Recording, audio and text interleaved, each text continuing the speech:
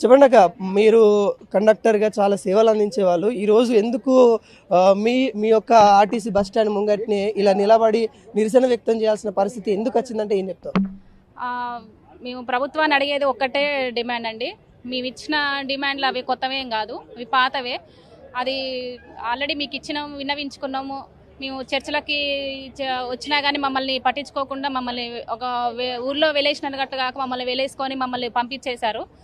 దయచేసి ప్రభుత్వం మమ్మల్ని పట్టించుకొని మా డిమాండ్లకు మీరు అంగీకరిస్తారని మేము కోరుకుంటున్నాము. మీరు మహాలక్ష్మి ఇచ్చిన స్కీము మాకు ఓకే, మాకు మంచిదే. కాకపోతే ఆ ఇచ్చిన మహాలక్ష్మి దాని కింద కొంచెం వాళ్ళకు 10% 20% రాయితీ ఇచ్చేసి మహాలక్ష్మి కార్డు ఇచ్చేసి ఆ కార్డు మీద ఒక 20% ఒక ఇంత రేట్ ఇచ్చేసి ఇన్ని స్టేజ్లకు ఇంత రేట్ అని చెప్పేసి ఇచ్చినట్టయితే ప్రభుత్వానికి ఇంత నష్టం వాటిల్లకపోతుండే. మా జీతాల గురించి కూడా మేము ఇంత సమ్మె చేయకపోతుంటే. దయచేసి ఇది ఒకటి మీరు గమనించుకొని ఈ మహాలక్ష్మి స్కీమ్ల గురించి కూడా కొంచెం ఆలోచించి తీసుకుంటారని, మా సమ్మెను కూడా మేము తొందరగానే ముగించాలనుకుంటున్నాము.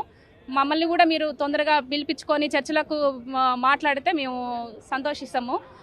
ప్లస్ మా విలీనం గురించి, ప్లస్ ప్రైవేట్ బస్సులు కూడా మా గవర్నమెంట్ విలీనం చేసేస్తే మనకే బెనిఫిట్ ఎక్కువ ఉంటుంది.